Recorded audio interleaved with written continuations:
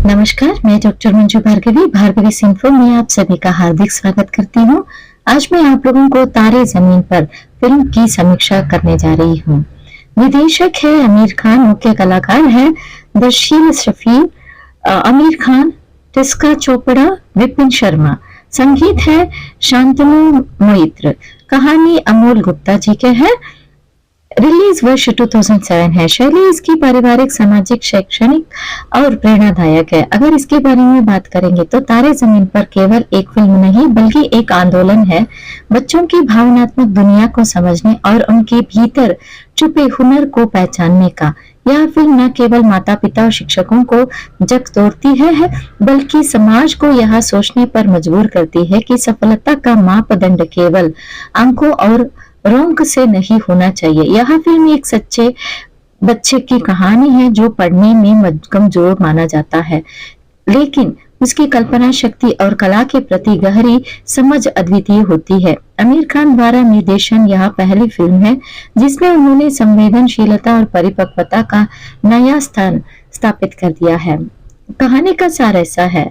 कहानी का केंद्र है एक 8 वर्षीय बच्चा ईशान अवस्थी, जो एक सामान्य स्कूल में तीसरी कक्षा का छात्र है, लेकिन ईशान का मन पढ़ाई में नहीं लगता। उसे शब्दों को पढ़ने और समझने में कठिनाई होती है। उसके शिक्षक और माता पिता यह मान लेते हैं कि वह आलसी, टीठ और गुमराह है। वास्तव में ईशान पठन अक्षमता नामक सीखने की एक विशेष समस्या से जूझ रहा होता है। वह अक्षरों को उल्टे पुल्टे देखता है, वर्तनी की गलियां करता है और अंकगणित से डरता है। उसकी कल्पना शक्ति अत्यंत प्रखर है। वह चित्रकार में निपुण है, प्रकृति को अलग दृष्टि से देखता है, परंतु कोई उसकी विशेषता को नहीं समझता। ईशान को सुधारने के उद्देश्य से उसके माता पिता उसे एक बोर्डिंग स्कूल भेज देते हैं। वहाँ की कठोर अनुशासनात्मक पढ़ाई से उसे अधिक भयभीत कर देती है और वह भीतर ही भीतर टूटने लगता है। तभी स्कूल में आता है एक नया कला शिक्षक, राम शंकर निकुंभ। आमिर खान जी ने वो पात्र को निभाया है। वह पढ़ाने का एक अनोखा और भावनात्मक तरीका अपनाता है। वह बच्चों के मन की दुनिया में उतरकर पढ़ाई को बोझ नहीं आनंद बना देता है। निकुंभ सर को जल्द ही ईशान की समस्या का एहसास हो जाता है। वह ईशान से जुड़ने की कोशिश करते हैं, उसे यह समझाते हैं कि वह गलत नहीं है, बस अलग है। वह ईशान के माता पिता को भी इस बीमारी के बारे में जानकारी देते हैं और उन्हें समझाते हैं कि प्यार और सहयोग से ही एक बच्चा आगे बढ़ सकता है। फिल्म का अंत एक सुंदर चित्रकला प्रतियोगिता के साथ होता है जिसमें ईशान प्रथम आता है और उसका आत्मविश्वास लौट आता है। उसकी मुस्कान दर्शकों के दिल की छू जाती है। अगर मुख्य पात्रों के बारे में बात करेंगे तो ईशान अवस्थी। ईशान एक भावुक, संवेदनशील और रचनात्मक बच्चा है जो अपनी ही दुनिया में खोया रहता है। दर्शील ने इस भूमिका को इतनी सजीवता से निभाया है कि दर्शक ईशान के दर्द, डर, कल्पनाओं और प्रसन्नता से पूरी तरह जुड़ जाते हैं। आमिर खान जो है कैरेक्टर निकुंभ सर एक आदर्श शिक्षक है जो हर बच्चे की विशेषता को पहचानने में विश्वास रखते हैं। वह सिर्फ ज्ञान नहीं, जीवन का मर्म सिखाते हैं। आमिर खान ने इस किरदार को अत्यंत सादगी और प्रभावशीलता से निभाया है। माया अवस्थी। ईशान की माँ माया एक भावुक महिला है जो बेटे के संघर्ष को महसूस करती है, लेकिन वह भी सामाजिक दबाव में सही रास्ता नहीं पहचान पाती। फिल्म में उसका दर्द और पश्चाताप दिल को छू जाता है। नंद किशोर अवस्थी। ईशान के पिता एक अनुशासन प्रिय और अपेक्षाकृत कठोर पिता है जो असफलता को अंक में और सम्मान से जोड़कर देखते हैं। वे भी समाज की उसी सोच का हिस्सा है जहां बच्चों की तुलना की जाती है। फिल्म के सामाजिक और शिक्षा का पहलू। तारे जमीन पर भारतीय शैक्षणिक व्यवस्था की एक महत्वपूर्ण आलोचना प्रस्तुत करती है जो अंक और प्रतिस्पर्धा को प्राथमिकता देते हैं, लेकिन रचनात्मकता और संवेदनशीलता को नजरअंदाज कर देती है। यह फिल्म यह बताती है कि हर बच्चा अलग होता है।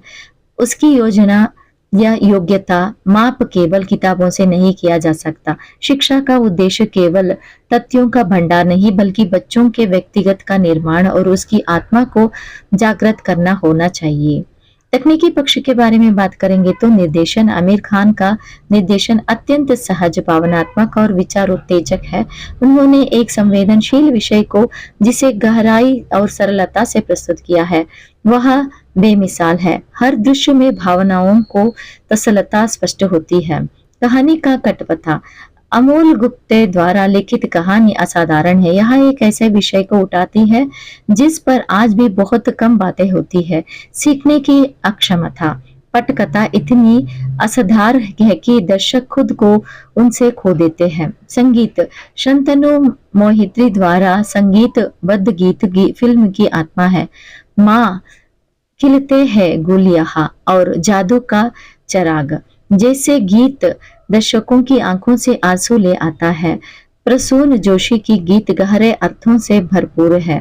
छायांकन और संपादन के बारे में बात करेंगे तो सेतु की छायांकन और दीपक बोस का संपादन फिल्म को एक सुंदर प्रवाह देते हैं। दृश्य इतना जीवंत है कि दर्शक ईशान की कल्पनाओं में डूब जाते हैं। प्रेरणादायक अंश ऐसे है रेकुम्बसर द्वारा बीमारी पर दिया गया भावुक भाषण, ईशान के चित्रों की प्रदर्शनी, माँ गीत के साथ ईशान का अकेलापन, फाइनल चित्रकला प्रतियोगिता और पुरस्कार। प्रमुख संवाद है इसमें हर बच्चा खास होता है। जिस तरह से मछली तैरती है, पक्षी उड़ती है, उसी तरह हर बच्चा भी कुछ खास कर सकता है। गलतियां करना कोई जुर्म नहीं होता। अगर नारी पात्रों की भूमिका के बारे में बातें करेंगे तो ईशान की माँ माया का किरदार दिखता है कि एक माँ बच्चे के दर्द को बहसे पहले समझती है, लेकिन समाज और परिवार की कठोरता उसे चुप कर देती है। फिल्म यह दिखाती है कि एक माँ का साथ संवेदनशीलता किस हद तक एक बच्चे को बदल सकती है। फिल्म की सामाजिक प्रासंगिकता ऐसा है, आज के समय में जब बच्चों पर पढ़ाई और प्रतिस्पर्धा को बोझ अत्यधिक है, तारे जमीन पर एक चेतावनी और मार्गदर्शक की तरह है।